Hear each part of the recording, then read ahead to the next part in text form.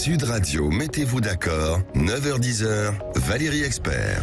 Bonjour à toutes et à tous. Si je vous dis que c'est la Chandeleur, vous me direz, nous sommes le 2 février. Bonjour à toutes et à tous. Et nous allons tenter de nous mettre d'accord, sans crêpes, hélas, sur ce plateau aujourd'hui. Christine Bouillot, bonjour. Vous êtes journaliste à Sud Radio, vous êtes notre correspondante à Toulouse. Bonjour à vous. Bonjour, et on a le champion du monde de crêpes à Toulouse. C'est vrai ? Comme ça en passant. Ah, oui, je savais pas. Pourquoi il est champion du monde ? Il a fait quoi ? Je n'étais pas dans le jury, Valérie. D'accord. Mais je pense c'est les meilleures crêpes du monde. Il paraît que c'est les meilleures crêpes du monde. Voilà. Je vous le dis comme ça en passant.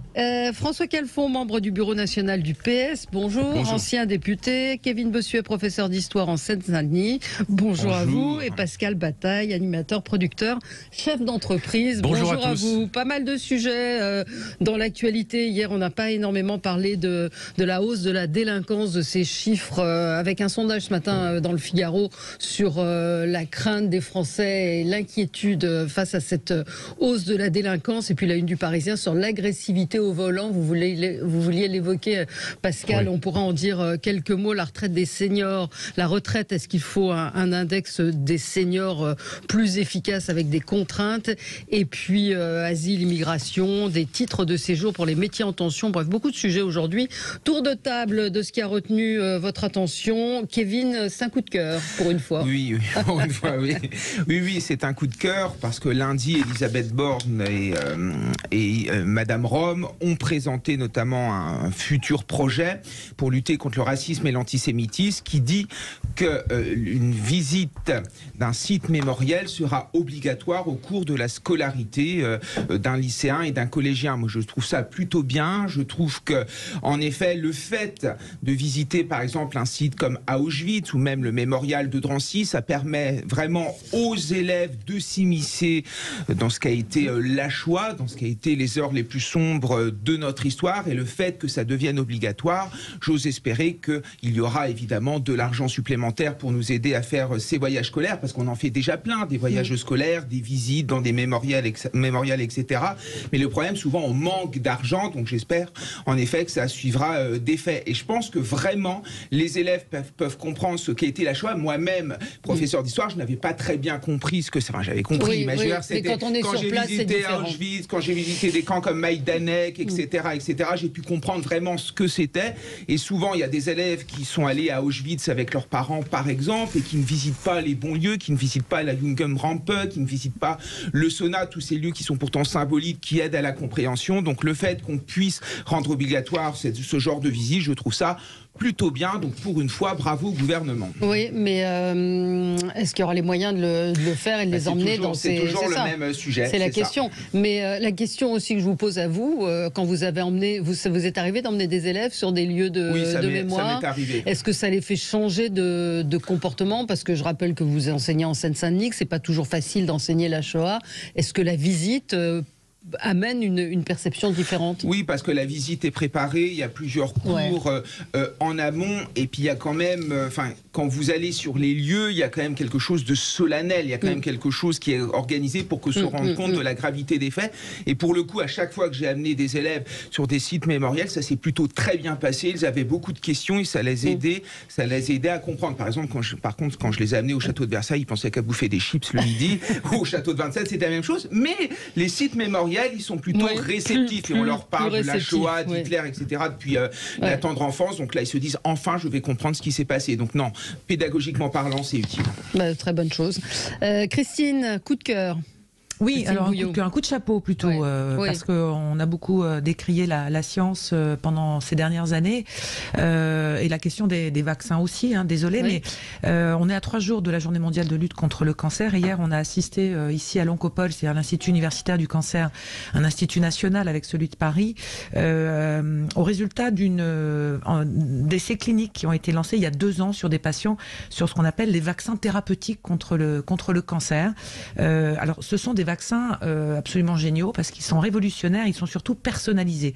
C'est-à-dire que chaque patient aura son propre vaccin thérapeutique. Il ne va pas prévenir le cancer, mais il va venir soigner. Et le principe, je schématise évidemment, il va venir ce vaccin réveiller le système immunitaire à chaque fois qu'il peut y avoir un risque de récidive.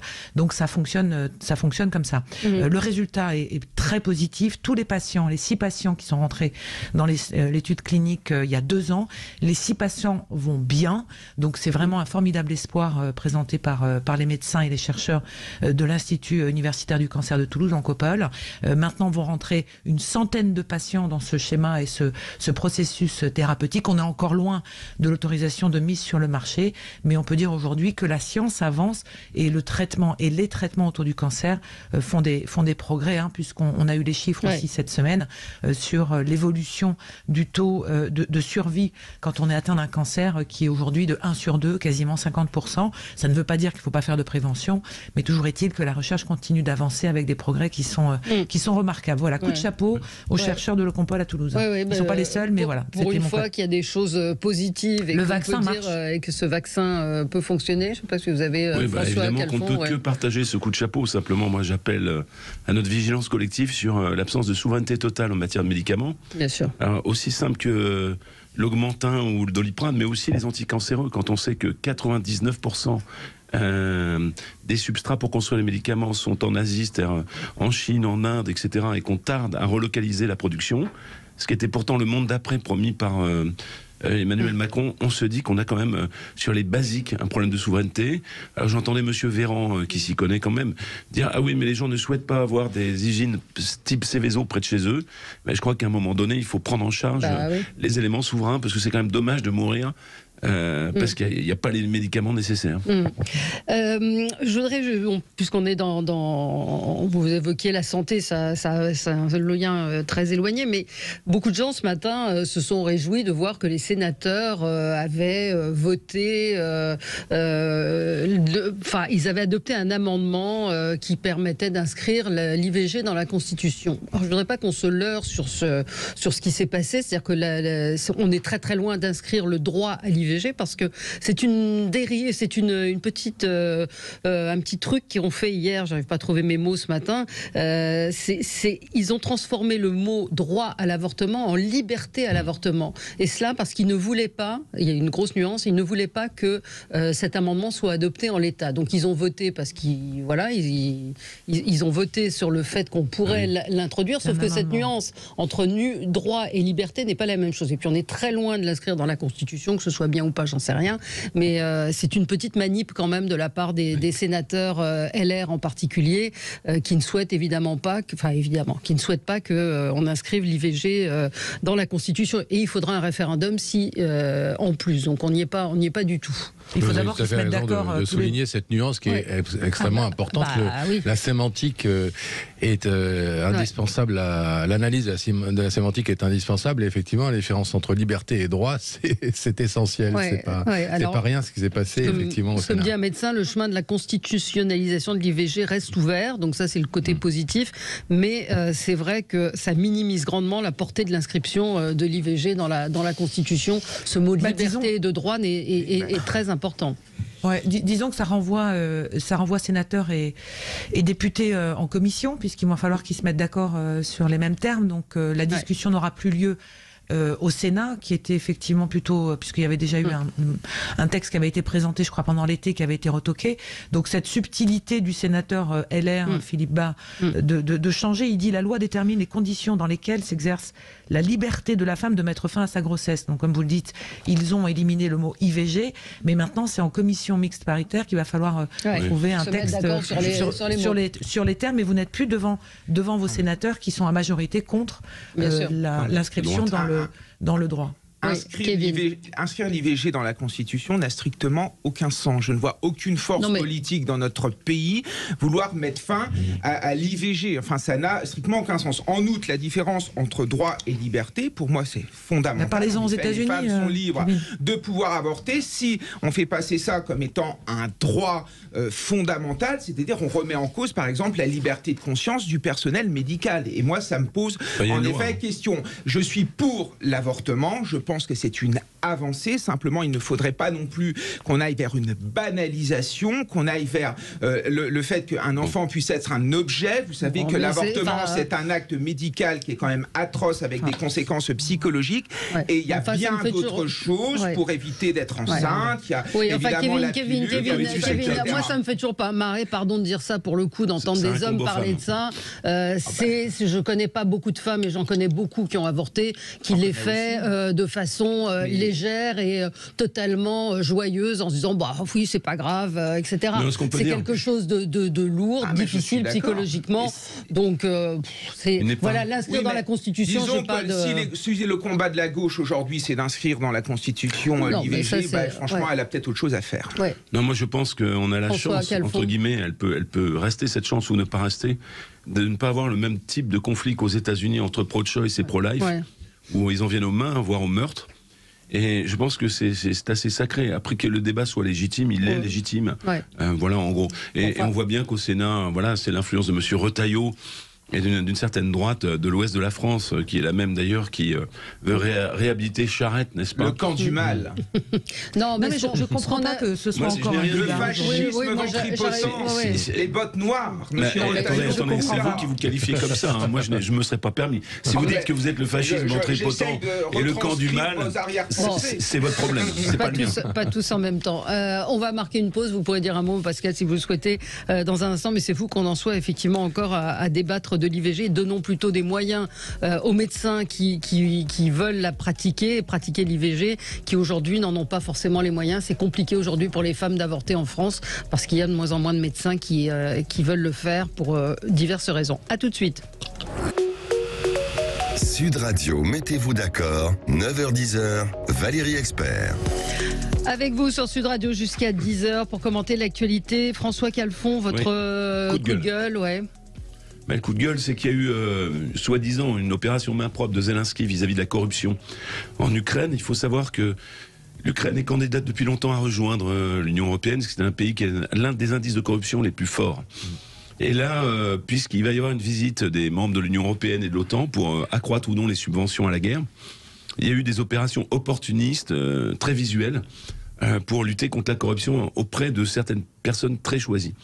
La vérité, c'est qu'on sait que malheureusement, plus d'un tiers finalement de l'aide militaire et de l'aide financière est détournée dans les paradis fiscaux, qu'avant même finalement l'ouverture de ce conflit, le clan Zelensky était connu pour avoir, mais c'est pas les seuls, en Russie c'est exactement la même chose, je tiens à le dire, pour avoir un certain nombre d'actifs dans des paradis fiscaux.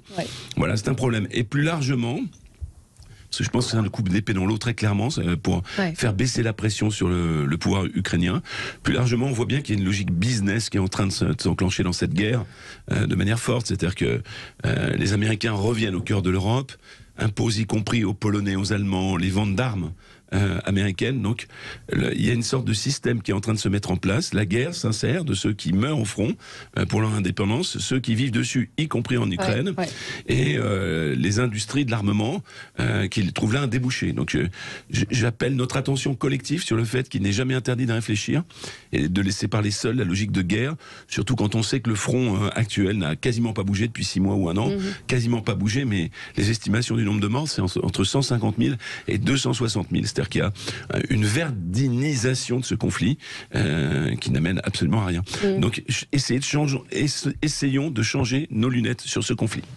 Pascal, tout à fait d'accord avec ce que vient de dire François Calfon. Je trouve qu'aujourd'hui, là, on est en train de se faire, à l'insu de notre plein gré, comme disait l'autre, complètement embarqué, enfermé dans ce conflit où, évidemment, au départ, tout à fait légitimement, me semble-t-il, on est allé soutenir le peuple ukrainien et où aujourd'hui on se trouve victime du système mis en place par Poutine, qui fait qu'effectivement on est bien obligé de réagir, de ne pas laisser faire, mais on est du coup complètement instrumentalisé par Zelensky. Moi je trouve qu'aujourd'hui il abuse, il use et il abuse de cette situation. Aujourd'hui il en est à demander des avions, demain des soucoupes volantes. Enfin bon, il y a un moment où il faut raison garder dans la façon dont on est impliqué, et effectivement à sanctifier l'Ukraine et à considérer que tout est merveilleux en Ukraine et à devenir un peu aveugle à la réalité de ce pays. jusqu'où ira-t-on, jusqu'à la faire entrer dans l'Europe, effectivement, bon, on a vécu ça à d'autres époques, des erreurs historiques graves sous le coup de l'émotion.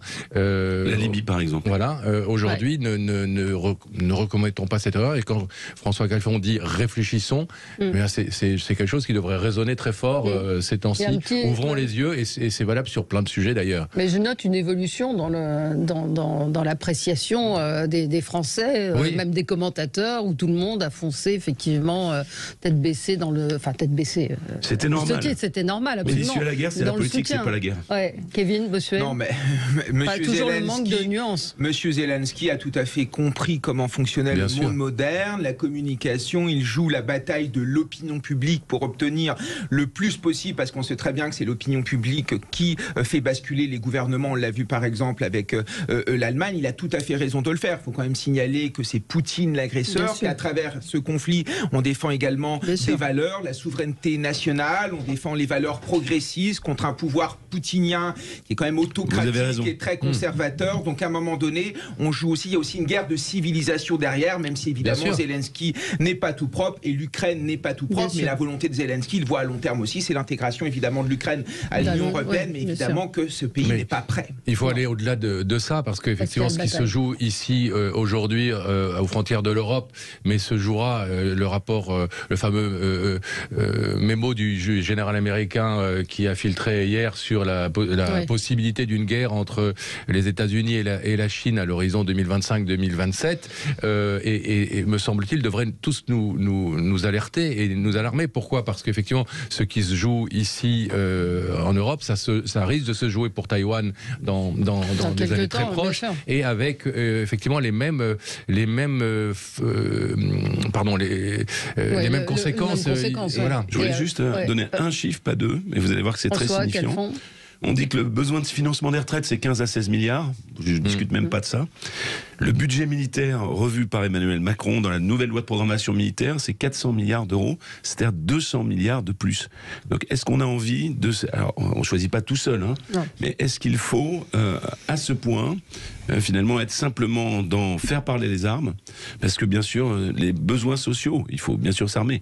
C'est pas la même chose quand vous mettez 200 milliards sur l'armement, ou 10 milliards sur les retraites, 10 milliards sur l'école, j'en passe, et les meilleurs. J'ai l'impression d'entendre les socialistes dans les années 30 nous disaient qu'il ne fallait absolument pas réarmer jusqu'au moment où Hitler envahit la Pologne. On est dans un monde de plus en plus instable, on a démilitarisé nos sociétés, il est normal que l'on réinvestisse là-dedans. Moi, ce qui me choque, c'est que l'Europe de la défense est complètement effacée. C'est-à-dire que l'Allemagne accepte d'envoyer de plus en plus d'armes et achète des armes américaines à l'Ukraine parce que les Américains sont derrière. Et c'est vrai que l'Europe n'existe que dans l'OTAN. On devrait peut-être s'interroger là-dessus. Donc c'est pour ça qu'il faut construire cette Europe de la défense. Et si on veut construire cette Europe de la défense, il faut peut-être un minimum de budget. Oui, mais juste un petit point, parce qu'il met gravement en cause les socialistes pendant la Seconde Guerre mondiale. Oui, il y a eu 40 socialistes qui ont voté les pleins pouvoirs à Pétain, c'est un fait historique. Mais il y a eu à peu près toute la droite qui a voté les pleins pouvoirs à Pétain. Donc n'inversez pas l'histoire dans une forme de révisionnisme historique. Le pacifisme a des limites et l'antimilitarisme également. Non, mais moi, je pense que ce que souligne François, et là-dessus, Kevin, moi je vous rejoins sur le fait qu'il faudrait une Europe de la défense. En revanche, ce qu'il faut avant tout, et c'est valable dans tous les sujets, y compris dans l'IVG tout à l'heure, quand vous disiez il n'y a aucune force politique aujourd'hui qui remet en cause le droit à l'IVG. Eh bien, raison de plus, je dirais, raison de plus pour anticiper et sanctuariser ce sujet dans la Constitution. Parce qu'aujourd'hui, ce qui nous manque en permanence, on le voit bien, c'est de l'anticipation. C'est de l'anticipation sur le Covid, c'est sur les maladies infectieuses, sur les grandes épidémies, c'est de l'anticipation sur les conflits, c'est de l'anticipation. Or, on sait très bien, quand on lit les rapports de la CIA d'il y a 20 ans, que tout ça était déjà anticipé. Pourquoi, au niveau politique, est-ce qu'on ne met pas en œuvre vraiment des stratégies d'anticipation, et on donne toujours l'impression de courir après l'événement et de réagir au lieu d'anticiper. En clair, moi je suis très sceptique critique sur les livraisons d'avions et de chars par la France à l'Ukraine. Je dis de manière très concrète. Christine, pardon. Non, je vais pas épiloguer, mais simplement on arrive au 1 an du démarrage du conflit, c'était le 24 février, donc on va voir aussi si l'opinion publique, notamment française, a le même soutien. On verra aussi comment tout ça se retourne aussi. Puis il y a un élément qui sera amené aussi à débat, c'est que plusieurs personnalités européennes ont proposé Zelensky comme candidat au prix Nobel de la paix. Donc là aussi, ça pose question, mais toujours est-il que là, on arrive à une bascule certainement de l'opinion par rapport à ce qu'elle était il y a un an. Voilà, ça va être une date un petit peu charnière. Donc il y a plusieurs questions qui se posent autour de l'issue de ce conflit. En tous les cas, comment on peut en sortir? On n'en voit pas pour l'instant le début du commencement. Non, mais vous avez raison sur la bascule de l'opinion, et on le constate ici, même sur ce plateau, et sur le comportement de Zelensky, qui, je ne sais plus qui disait tout à l'heure, effectivement, et dans peut-être l'excès aussi. Pascal, votre... alors, oui. Un petit coup de cœur, oui. Oui, non, allez-y. Sur, effectivement, cette mise en test pendant un an à l'URSSAF. Alors, c'est assez savoureux que ce soit à l'URSSAF, mais enfin, c'est mieux que nulle part. De la Picardie, de la semaine de 4 jours, qui est déjà mise en place dans plusieurs pays européens et dans 5% des entreprises françaises, si je ne m'abuse, où la plupart du temps ont été constatées à la fois une augmentation de la productivité, une baisse de l'absentéisme et une baisse des démissions. Donc ça veut dire qu'il y a quand même des effets vertueux certainement dans ce principe d'organisation du temps de travail qui libère une journée de plus, à l'heure où on parle de travailler plus vieux, plus longtemps. Ça me semble effectivement une réflexion intéressante, et ça me semble aussi aller dans le sens de ce que je disais tout à l'heure, c'est-à-dire que on teste. On essaye des choses, on anticipe, on réfléchit en amont avant d'imposer des systèmes, et peut-être qu'on va se rendre compte que ce système de 4 jours, et certainement d'ailleurs est valable dans certaines branches, est très fructueux, mais qu'il ne mérite pas d'être imposé à tout le monde, comme les 35 heures, d'ailleurs non pas, où il y a eu quelques dérogations à l'époque, aux 35 heures, et comme cette fameuse retraite à 64 ans me semble tout à fait aberrante, en cela qu'elle est systématisée et généralisée, alors que, je le disais la semaine dernière ici, on n'est pas, on subit pas la même charge quand on est comme nous des cadres ou des élus ou des professeurs, et quand on est derrière une chaîne ou à une caisse de supermarché. Donc voilà, ça me semble intéressant de faire ce test. Moi, j'aimerais qu'il soit un peu généralisé dans plein de branches pour voir si ça fonctionne ou pas. On va en reparler, mais c'est vrai qu'il y a un paradoxe au moment où on parle d'augmenter le nombre d'heures de travail pour compenser. Enfin, c'est une des hypothèses pour compenser. Pour aller dans le sens de la réforme des retraites. On y revient dans un instant avec vous. Sud Radio, mettez-vous d'accord, 9h-10h, Valérie Expert.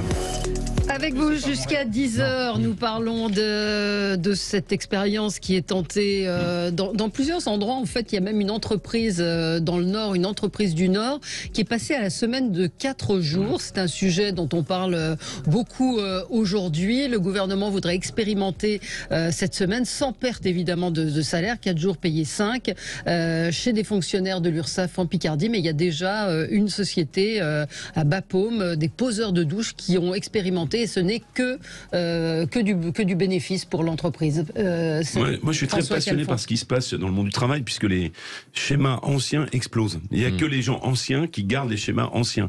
Non, le travail n'est pas une valeur de droite, et non, travailler plus n'est pas la preuve qu'on est de droite. Ça ne marche pas comme ça. Autour de cette table... Un peu quand même. Alors, je vais essayer de développer une pensée plus que 146, c'est toujours très difficile. Ici, il y a des gens qui ont un travail, et qui, quand ils rentrent chez eux, je parle des professions intellectuelles, gardent la charge mentale. Et la charge mentale, elle a explosé. C'est ça, la réalité. Donc, le présentiel, il est lié au travail posté, c'est-à-dire au Fordisme. Et typiquement, le Fordisme est en train d'imploser. Et moi, ce que je trouve intéressant ce matin, c'est que on aurait eu le même débat. C'est pour ça que je vous ai dit que les marqueurs ont évolué. On aurait eu le même débat au moment des 35 heures. Je serais venu ici, il y en avait qui le faisaient, défendre la semaine de 4 jours. Vous m'auriez dit, vous êtes un fainéant et un gauchiste. Aujourd'hui, la révolution du travail est telle qu'il y a 10 000 manières d'aborder la question du travail. Et dans la Silicon Valley, par exemple, quand ils n'ont plus d'argent à distribuer aux gens qui font du codage, eh bien, ils embauchent les jeunes sans temps de travail lié au contrat de travail. Je rajoute un élément pour notre réflexion. La tendance à travailler moins n'est pas une tendance du 19e et du 20e siècle. Le chasseur-cueilleur travaillait maximum un tiers de sa vie. Et pendant le Moyen-Âge, le travailleur moyen avait 120 à 130 jours de congé. Donc je nous invite à sortir. Il mourait aussi à 20 ans ou à 30 ans. J'entends bien, mais je nous invite à sortir ce que nous faisons tous d'ailleurs. Il n'y a pas de nos schémas idéologiques et de réinterroger la centralité du travail, qui ne veut pas dire qu'elle n'est plus centrale, mais qui veut dire qu'elle s'articule autrement dans la vie de chacun. Oui, vous travaillez que 3 jours, Kevin. 3 jours et demi. 18 heures le service certifié. Voilà. Non, je suis à plus, j'ai des heures supplémentaires. J'ai le dispositif de Warfare. Plus sérieusement, moi je trouve qu'en France, il y a un problème avec le travail par rapport aux autres pays européens. Il suffit de regarder les chiffres, c'est-à-dire qu'en France, si on prend l'ensemble de la population, un Français travaille environ 631 heures par an, donc et par personne. En Allemagne, on est à 722 heures, en Grande-Bretagne, on est à 808 heures, en Suisse, on est à 943 heures, et quand on prend la zone euro, on est à 709 heures. Donc on a quand même des Français qui travaillent beaucoup moins que le reste de l'Europe. En fait, le problème en France, c'est qu'on rentre tardivement sur le marché. Le problème en France, c'est qu'on rentre tardivement sur le marché du travail. En effet, un taux d'emploi chez les jeunes qui est plutôt très bas par rapport aux autres pays européens, et on en sort également beaucoup plus vite. On a en France un problème avec le taux d'emploi des seniors. Mais de manière générale, je trouve que dans notre société, il y a un problème avec le rapport au travail. Il n'y a plus cette notion de mérite, il n'y a plus cette notion de goût de l'effort qui commence d'abord au sein de l'espace scolaire, où les enseignants, évidemment, nivellent tout par le bas. On a vu apparaître l'apparition des compétences. Vous savez, ces amis-là, ça fait longtemps que je les ai perdus. Donc, et on a vu apparaître notamment l'apparition de la notation par compétences et non plus des notes chiffrées, ce qui fait que tout le monde a le même niveau, il n'y a plus d'excellence, il n'y a plus de classement, et ça se voit aujourd'hui dans la société actuelle. Quand vous discutez avec des professeurs à l'université, ils vous racontent que beaucoup d'étudiants ne font absolument plus rien, et quand vous discutez avec des jeunes chefs d'entreprise, ils rencontrent des jeunes parfois complètement démotivés, et il y a bien un problème avec le rapport au travail. Alors après, qu'il y ait une meilleure organisation pour le bien-être des salariés, auquel dans ce pays, il faut travailler plus, c'est une évidence. Et on le dit plein de fois avec la réforme des retraites. Je peux juste intervenir parce que ce qui m'agace, c'est de dire que le jeune est feignant. Ça, c'est un truc que je trouve. Je n'ai pas dit les jeunes. Si, bien sûr. Si, vous parlez des jeunes qui sont feignants. Désolé, les jeunes ne sont pas feignants. Non, mais on ne peut pas globaliser. On ne peut pas globaliser, dire que la feignantise est l'apanage de la jeunesse. Voilà, il y a certains adultes aussi, dans le monde du travail, et on en connaît tous dans nos boîtes, qui sont les 2 pieds sur le frein et qui ne sont pas des grands travailleurs non plus. Donc la généralisation, elle est quand même relativement courte. Je pense que, en tous les cas, ce que l'on peut voir aussi depuis quelques mois, et je ne sais pas si tout le monde est comme ça, c'est que le rapport au travail a changé. Le télétravail aujourd'hui est devenu une constante, et pas que chez les jeunes qui veulent embaucher. C'est chez des seniors, chez des quinquas qui se disent je préfère bosser de chez moi 2 jours par semaine parce que ça m'a changé la vie, et je peux faire autre chose aussi à côté, et c'est pas si mal. Donc simplement, le rapport au travail a sans doute changé aussi par les années Covid. C'est-à-dire qu'on s'est rendu compte de ce qui était important, pas important. L'expérimentation des 4 jours, elle arrive à un moment un peu étonnant, je trouve, par rapport au calendrier politique en ce moment qui nous agite sur le plan de l'emploi. C'est ce que je disais juste avant la coupure. On est en train même de réfléchir. Certains proposent comme solution de travailler quelques heures de plus pour pouvoir assurer les retraites. Donc il y a un paradoxe complet, un grand écart qui est fait entre dans le contexte. Peut-être que c'est une ouverture sur la qualité de vie au travail qui s'ouvre, une discussion que l'on entend dans les cortèges. Si vous allez voir les manifestants, ils vous disent pas j'ai pas envie de travailler 2 ans de plus, mais j'ai déjà un boulot où la qualité de vie au travail se dégrade. Donc je vois pas comment je pourrais allonger cette durée de travail qui aujourd'hui, même si on a fait des efforts sur la robotisation, la mécanisation de certains métiers, parfois, il y a, comme vous disiez, Yvan, il y a des charges mentales qui ne sont pas prises en compte et qui sont un véritable fléau dans les entreprises. Il faut aussi reprendre certaines données sur la qualité de vie au travail. Pour essayer de mettre tout le monde d'accord, je ne sais pas si on y arrivera. François Calfon. Il y a un consensus, à mon avis, sur un point, c'est que le volume de travail, c'est-à-dire le taux d'emploi de la population en France n'est pas assez élevé. Et ça veut dire, par exemple, qu'il faut réindustrialiser le pays. Quand je dis qu'il faut fabriquer des médicaments en France, il faut de la recherche et développement. Je voyais l'autre jour un document de BFM Télé sur le fiasco de la filière nucléaire, où on a désinvesti lourdement, il faut 150 000 emplois. Donc on peut parfaitement s'organiser autrement, c'est ce que vous disiez à l'instant, et augmenter le volume de travail. Et là, les statistiques que vous évoquiez, remonteront et on sera au standard de l'Union européenne. Parce qu'aujourd'hui, ça a été dit, peu de travail repose sur les mêmes personnes et qui tirent, c'est une locomotive qui tire de plus en plus de wagons. Et donc la solution, elle est bien sûr et de faire la révolution du travail et d'augmenter le taux d'emploi.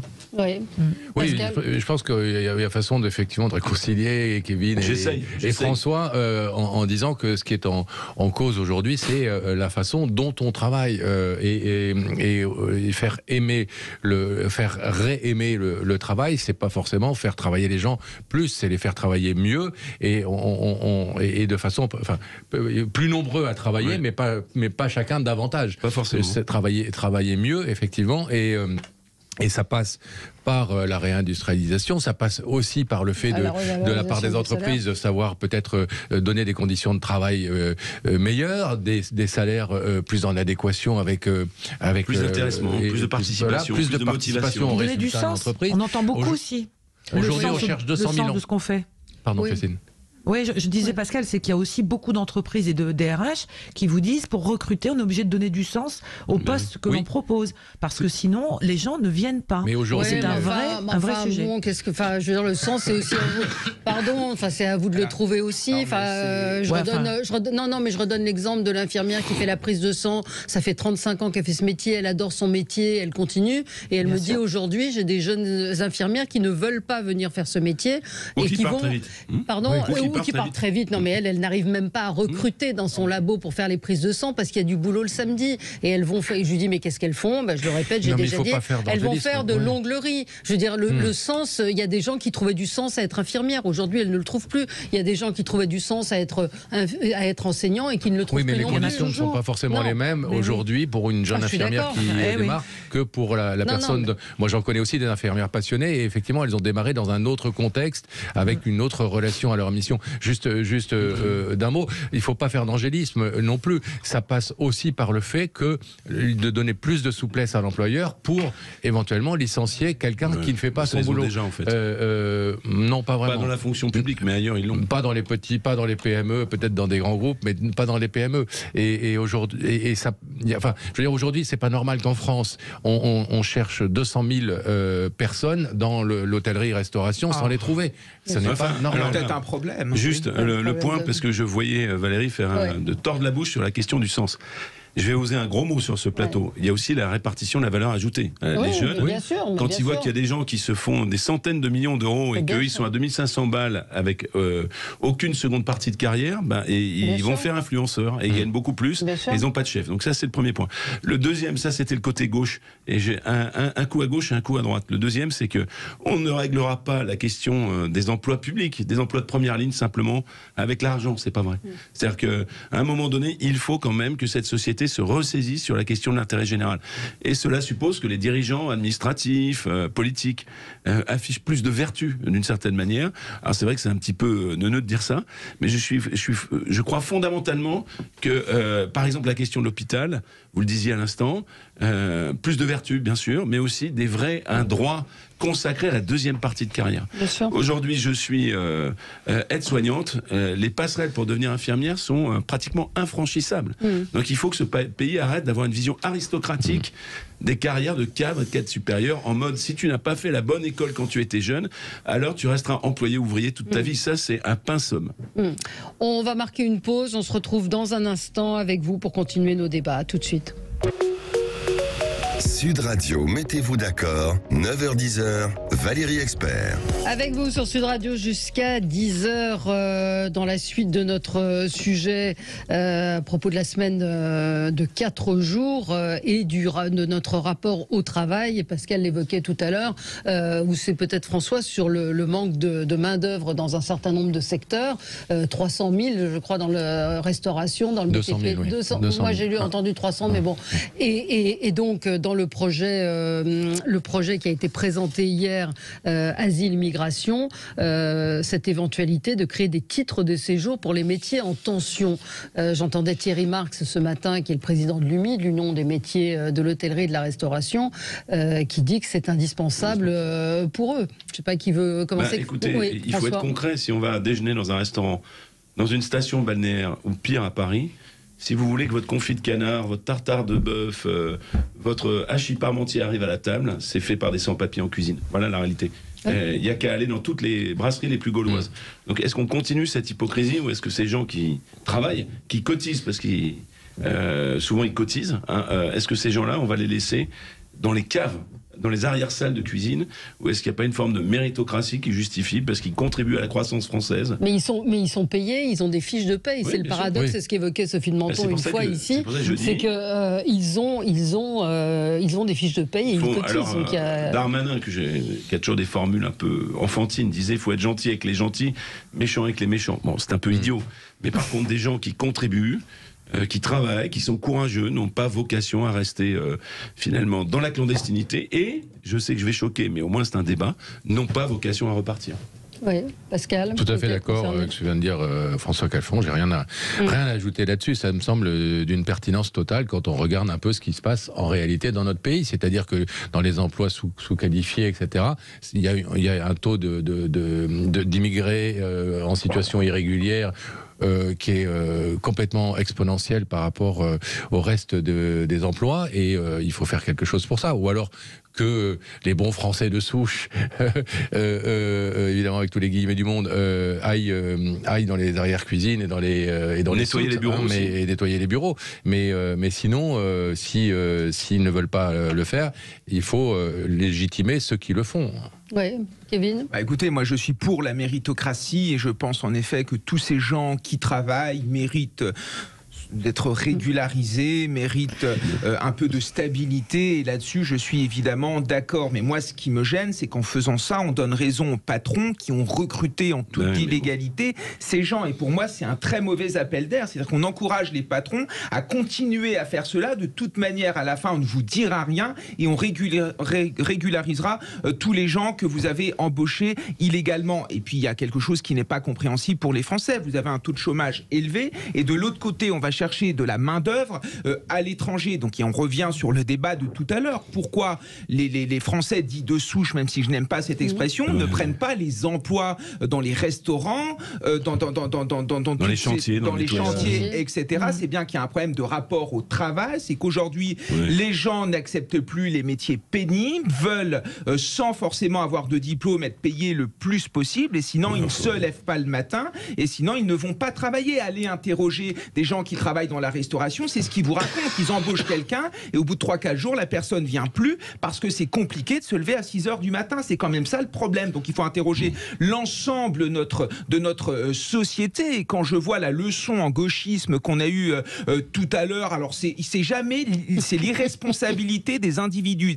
C'est à cause des méchants patrons qui organisent mal le travail. Vous comprenez, c'est le contexte Covid. Donc c'est sûr qu'on a un rapport au travail qui a changé, comme si qu'à l'échelle de l'histoire, 3-4 années avait de l'importance. Et de l'autre côté, on nous raconte en effet que c'est le système qui ne va pas. Non, il y a un problème également de responsabilité individuelle avec des Français qui sont de moins en moins dans le travail. Moi, en tant qu'enseignant, je le vois. Tout à l'heure, quand je disais les jeunes, évidemment qu'il y a des jeunes très courageux, mais il suffit de franchir les portes d'une salle de classe pour voir en effet que c'est de plus en plus compliqué de faire travailler les élèves, qu'on est dans une société de l'oisiveté et que le goût de l'effort et du mérite... Le goût de l'effort et du mérite n'existe plus, et ça a des conséquences sur le marché du travail. Moi, je connais des jeunes qui sont méritants. Oui, juste vous lire, Véronique, une auditrice, me dit mon fils a 32 ans, il travaille depuis son CAP à 16 ans, il fait 42 heures par semaine comme peintre automobile. Donc il y en a plein des gens qui ont des boulots compliqués, difficiles. Vous dites une chose et son contraire.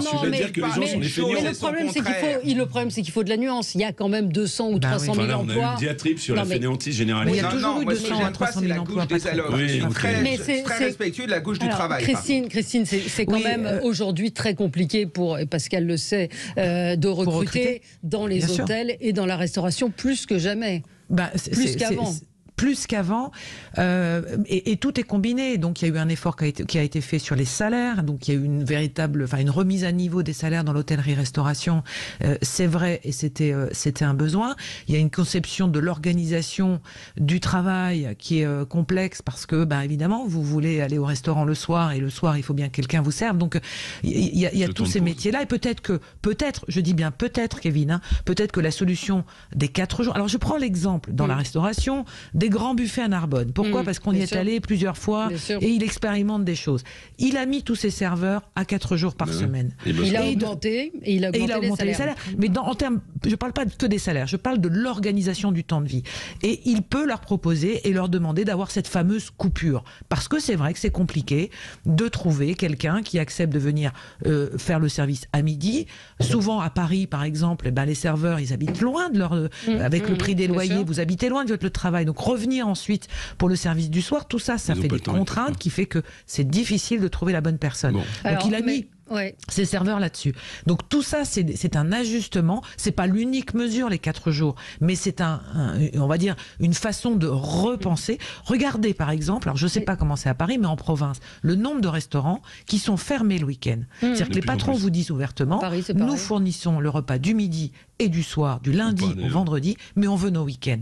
C'est une réalité. Mais là, on parle donc de ce qui a commencé hier à coincer sur le projet de loi immigration, à savoir les LR qui sont dans l'idéologie, ils sont contre la régularisation des sans-papiers dans les métiers en tension.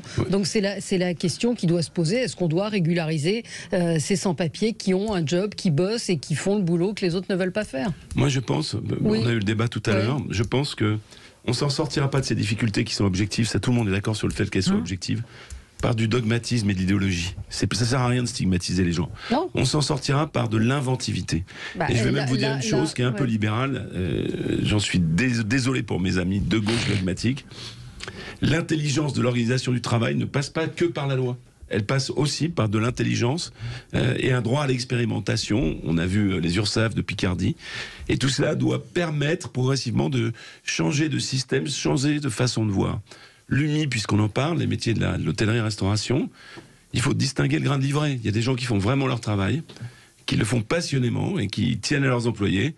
Et il y a des gens qui arrivent avec des camions sous vide, qui vous servent, qui font des marges de 2 à 3 fois, 4 fois, sur des plats qui arrivent de manière industrielle et qui traitent avec la même noblesse le plat industriel que leurs salariés. Eh bien ceux-là, j'en appelle à ce que finalement ils soient lavés par ces nouvelles exigences du marché du travail et du monde du travail.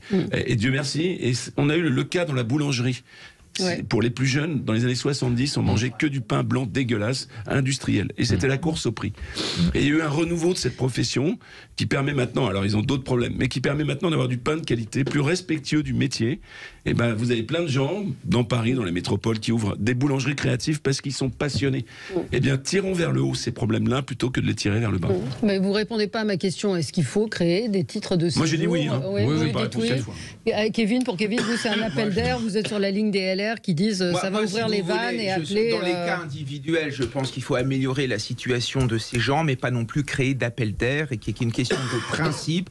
Un patron qui a embauché quelqu'un dans l'illégalité, on ne peut pas, comme ça, par derrière, en effet, lui donner un blanc-seing. Enfin, il a quand même violé la loi, il doit y avoir des sanctions pour ces derniers. Oui. Christine, vous êtes favorable ? Alors, disons qu'en plus, je pense qu'il y a une régularisation, et il arrive aussi souvent, pardonnez-moi, que ce sont des gens qui étaient avec des titres, on va dire, provisoires, et qui, parce que le processus d'obtention des papiers parfois est très compliqué, parce que ce que je comprends pas, c'est que comment on peut accepter que quelqu'un ait une feuille de salaire et soit dans l'illégalité. Enfin, j'ai du mal à saisir, pardonnez-moi. Sophie vous l'expliquera, Sophie de Menton, très bien, et elle dit que c'est effectivement complètement absurde, ubuesque. Absolument. Donc ça veut dire que si la personne est dans l'illégalité, elle l'est depuis longtemps, ou si elle ne l'est pas depuis longtemps, c'est qu'elle y a basculé à un moment donné, parce que les règles font que il y a quand même eu des exemples de patrons qui se sont mis en grève de la faim. Ce boulanger, je me souviens, qui avait dit je veux absolument qu'il soit régularisé.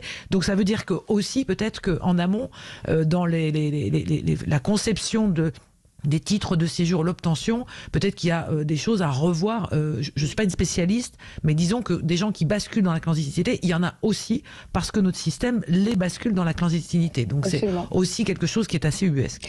Je voudrais qu'on parle, Pascal, c'était votre un autre de vos coups de cœur ou coups de gueule, plus précisément, c'est l'agressivité au volant et l'agressivité dans les rues. C'est la une du Parisien ce matin, suite à ce qu'on a tous observé. Et puis il y a eu un drame absolu d'une conductrice de 86 ans qui, en quittant une place de parking, a accroché une autre voiture et la conductrice à qui elle refusait le constat a été tuée puisqu'elle l'a écrasée. Et c'est vrai qu'on voit, moi j'ai vu pas plus tard qu'hier, quelqu'un en plus qui a brûlé une camionnette, brûlé un feu rouge consciemment, voyant le feu rouge, des doigts d'honneur, enfin c'est devenu, et puis beaucoup de morts aujourd'hui de piétons et de cyclistes. Les cyclistes, effectivement, et alors l'agressivité, je pense que malheureusement, elle dépasse largement le cadre de la circulation et des transports. On est dans un monde où les gens sont tendus, où les gens sont effectivement crispés et prompts à s'en prendre les uns aux autres. Bon, alors c'est pas d'aujourd'hui qu'on fait des doigts d'honneur ou qu'on entend des noms d'oiseaux au volant. Moi, ce qui m'a un petit peu effectivement alerté, c'était la hausse du nombre de morts de cyclistes. Et moi, ce qui me semble important, c'est que aujourd'hui, on n'est pas sous prétexte d'écologie et de valoriser l'usage du vélo, etc. On ne donne pas des certificats d'impunité à tout le monde avec des règles qui sont valables pour les uns et qui ne sont pas valables pour les autres. Et s'il y a plus de morts à vélo, je pense que c'est pas, à mon avis, la faute des automobilistes, c'est la faute des vélos. Et c'est la faute surtout de ceux qui leur disent « Allez-y, vous pouvez brûler les feux, vous pouvez circuler à contresens dans n'importe quelle rue et vous pouvez circuler sans casque et sans avoir la moindre formation. » Donc, méfions-nous, là encore, de se donner des règles pour les uns qui ne sont pas valables pour les autres. Et, Moi, je suis entièrement d'accord. Reprenons les chiffres. Les chiffres de la mortalité routière sont très très bas. Ils sont à 3500. Je donne quand même un comparatif. Les accidents domestiques, genre l'accident de barbecue, n'est-ce pas et tous les accidents domestiques, c'est 30 000 morts par an. Enfin, qu'on ait conscience d'un impensé, finalement, de la mortalité en France. La deuxième chose, c'est qu'il y a effectivement un conflit d'usage de l'espace public. Et que les nouveaux moyens de déplacement ont été conçus par ceux qui en étaient des militants comme des moyens de déplacement un peu conquérants contre la voiture. Exactement. Et vous avez les trottinettes, les monoroues, les vélos, notamment en ville, eux-mêmes militants pour la disparition des voitures de l'espace public, qui ne respectent aucune règle. La Suisse a fait un spot, parce qu'ils ont le même problème, mais c'est pas politiquement correct, sur le comportement des vélos. Alors, en France, vous faites ça, bien sûr, vous êtes un boomer, c'est un nazi, appelez ça le point Godwin va vite être atteint. Mais c'est un fait qu'il y a un problème de conflit d'usage qui est encouragé de manière un peu politique dans un discours anti-bagnole. À l'arrivée, c'est quand même les cyclistes, plus de 200 morts cette année. Puis les trottinettes, en Ile-de-France, je crois qu'il y a eu une quinzaine de morts en trottinette. Donc c'est quand même des vies qui sont perdues, et notamment des plus jeunes. Mais les vélos aujourd'hui, oui, et ce faisant, on dresse les communautés. Ne s'arrêtent plus au feu. J'ai pas osé le dire parce que je suis allé loin dans la discussion. Ils ont le droit. Mais je pense qu'ils ont le paradoxe. Ils ont le droit. Il y a les panneaux pour filer tout droit. Enfin, il y a un petit triangle qui appelle un petit peu à la prudence aussi, quoi, non? Qui les autorise à passer au feu rouge ou tourner à droite alors que c'est interdit pour vous, les voitures, remonter les rues, etc. Donc c'est comme dit Yvan, c'est le partage de l'espace public qui n'est plus compréhensible. Et ce sont les seuls usagers de la route, faut bien souligner, qui n'ont pas de demande, où il n'y a pas de permis. On demande pour un scooter et un BSR. D'accord avec Pascal et François, je pense qu'ils ont tout dit. Nous nous sommes mis d'accord finalement. Pas avec moi, Kevin. Et avec Christine. Avec Christine, évidemment. Ben oui, merci. Et parlons un jour des piétons, Valérie. Parlons un jour des piétons dans l'espace public, parce que moi j'ai mon meilleur ami qui est malvoyant et je peux vous dire qu'aujourd'hui il souffre le martyre quand il marche dans Paris, entre les trottinettes, les vélos, etc. Et les trous dans la chaussée. Et les trous dans la chaussée, n'en parlons pas. Voilà. Merci à tous les quatre. Dans un instant, l'émission Média, on va parler de Mayotte avec un document à voir ce soir sur France 2, absolument passionnant. Mayotte, où la réforme des retraites n'est pas très évoquée. 276 € en moyenne pour les retraités à Mayotte. Bref, on va y revenir dans un instant avec vous. À tout de suite.